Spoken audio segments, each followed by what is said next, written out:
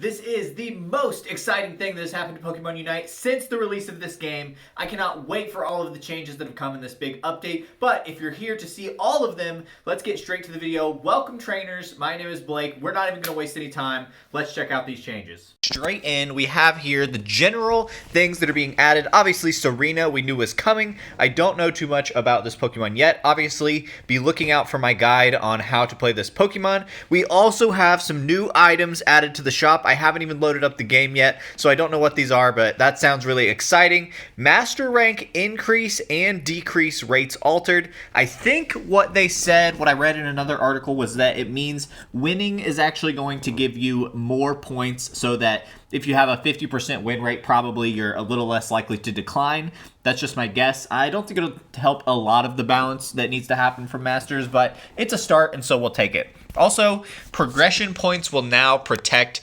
progression stars too. I don't really understand that one, but basically they're kind of working on how you rank up and going from there. Now let's get into what to me is the most exciting part of all that's happening. We have a ton of balance changes coming to this game. It's going to feel so fresh. So let's start off with Greninja. Boosted attack, water shuriken, and water burst shuriken bug fix that affected opposing Pokemon's movement speed. Don't know too much about there, but here we go. Double team damage decrease. That's a pretty big hit because double team was feeling really good. And water shuriken cooldown altered, and I believe it was nerfed so that water shuriken is now less powerful, and we might be seeing potentially needing to go back to smokescreen surf on Greninja. I do think this is going to make Cinderace, if Cinderace doesn't receive any nerfs, Cinderace is going to be the go-to attack damage carry because he and Greninja were already kind of battling it out, and so that's really interesting to see if they don't nerf Cinderace. I haven't gone through this, so I don't remember what's in here, but really interesting changes from Greninja. I would call this overall, I think, a nerf for Greninja. Now we see Lucario. We all needed what was happening here. Damage reduced for all charge points. Don't know what that means. I did see in another patch somewhere that his power-up punch is decreased, so this might mean something like as you're powering up, you do less damage, and then Steadfast ability stats decrease. So Steadfast is his passive, which gives him a shield, which when he falls below a certain health, he gets a shield, which is part of the reason he works so well with Score Shield, especially in the early game. So I think this is a pretty good nerf to Lucario. Hopefully it will be enough that he can't just run a single top lane by himself. Would love to see that meta get shifted, but I think these are some decent Lucario nerfs that hopefully don't take him into the ground, but stop him from being able to 1v2 just crazily. Greedent, I think, was in a pretty good spot, but Cover, I think they mean Covet, cooldown increased, so slight nerf to Covet. I don't think that's terrible. Greedent was in an okay spot to me anyway, so it makes sense that he had minor changes. Now here's another big one. Zero Aura has been probably, you could argue, the best speedster, I think, in a lot of ways, because he could go into that jungle or go into lane. And he gets some big changes. Discharge damage reduced and shield effect weakened. So that is huge. Discharge damage coming down. Maybe it won't feel like you're going up against a Unite move anymore. Spark controls while leaping adjusted. That's fine. Wild Charge general bug fixes, and Plasma Gale, which is the ultimate, which already was good, not great, I would say, had damage decrease. So this will have a massive effect on Zero Aura. I'm going to predict that we might even start to see some Wild Charge builds, which could be interesting. I think the reason Discharge is so frustrating to play against is because it does great damage, which isn't bad by itself, but the fact that you can deal so much damage to such a large group of enemies, especially when you combo it with the Unite move, I think this is actually a good change for Zero Aura. He was probably just a little overpowered to me, and I think changing this Discharge and maybe even trying to get people to play some Wild Charge is a good thing overall for this Pokemon. Now we go to Talonflame, who I actually thought was in a pretty good space, but we see that the Aerial Ace cooldown was decreased and the fly effects on user weakened. So not exactly sure what that means.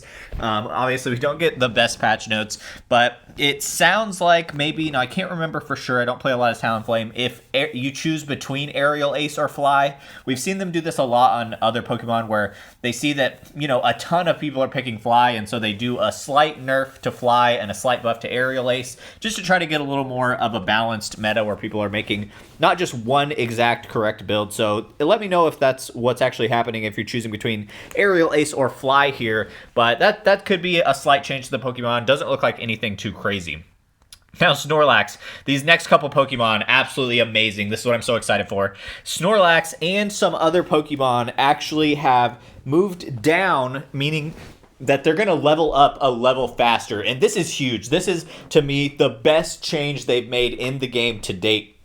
Now, Snorlax was already doing well, so it'll be interesting to see how this affects him because he was already a Pokemon that was certainly playable and you could argue as the best tank in the entire game. So Flail effect duration increased and level learn upgraded from 6 to 5. So Flail might actually be a pretty viable moveset now. He's learning it a level earlier and the time on it lasts longer. Also Flail Plus, he gets a level earlier.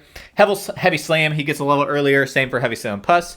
Same thing with Block, he's getting it 1 level earlier and the upgrade 1 level earlier. And then again, his whole kit, we're going all the way to Yawn. He gets it 1 level earlier and also gets Yawn Plus a level earlier. And also then Power Nap, the Unite move, all of these things are happening 1 level earlier. So that's absolutely insane, especially for a Pokemon like Snorlax that was already doing well. So this to me seems like a massive buff to Snorlax, considering he was already probably the best competitive tank, or you could at least make the argument. And then here, this is the one that I am most excited for. Same thing with Gardevoir. Finally, this Pokemon might be playable. It's my favorite Pokemon to play. Evolving into Kirlia at level 5 instead of level 6. That's absolutely amazing. It's going to be so much easier not to get stuck. You evolve into Gardevoir at level 9. Psyshock you get at level 5. Obviously, Future Sight you get at level 5. All the upgrades are a level earlier, so you're upgrading your Future Sight at level 11, and you're upgrading your Psychic or Moonblast at level 13, and you're getting that move at 17, and then you're getting your Unite move at level 9.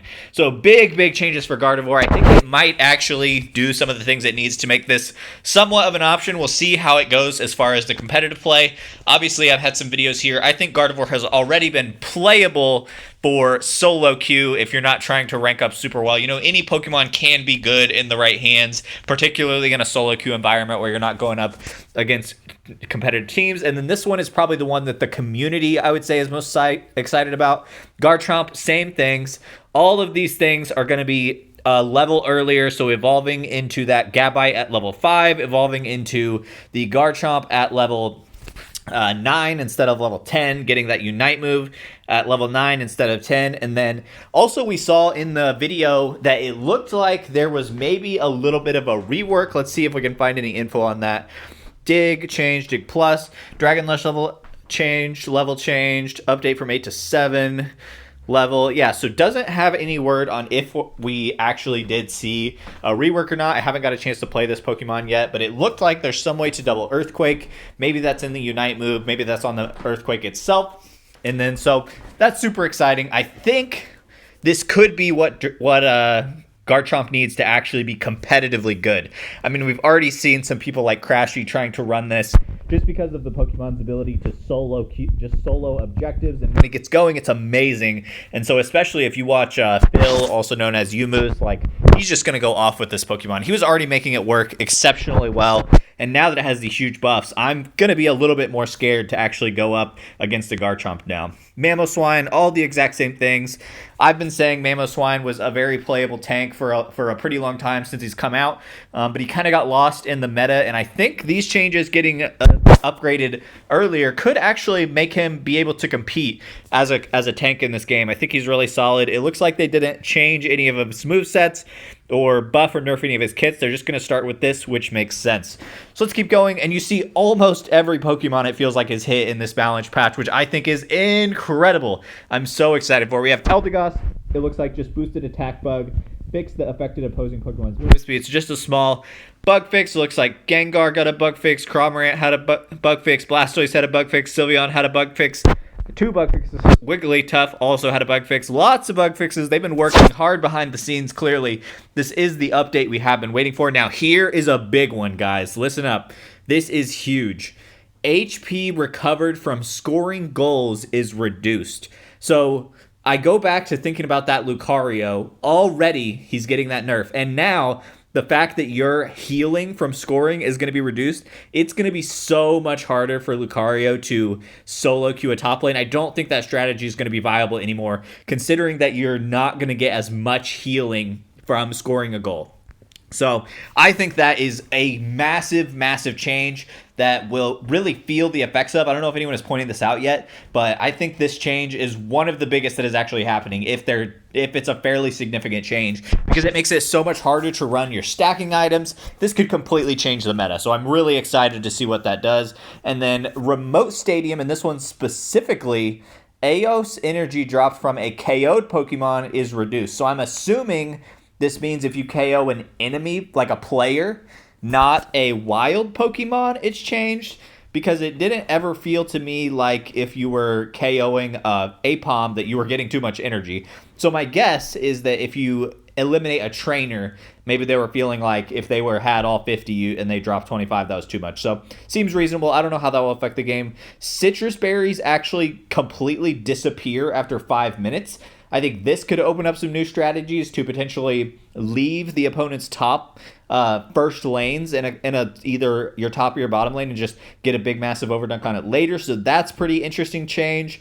Both the middle goal and the base goal. So I already thought that it was pretty tough to take those middle goals, especially with the launch pad. So now it will be really difficult, truly, to get those middle goals. You'll really have to get some kind of backdoor situation or some sort of team wipe, because it's going to be a lot harder to even 2v1ing a Pokemon will probably not be possible if they're under that middle goal, and potentially even 3v1ing, depending on how effective this recovery and this shield is. So I cannot wait to get started on this patch. There's going to be tons of videos coming about trying out all these stuff. So subscribe to this channel, hit me up in the Discord if you're interested in that. But thank you guys for joining this.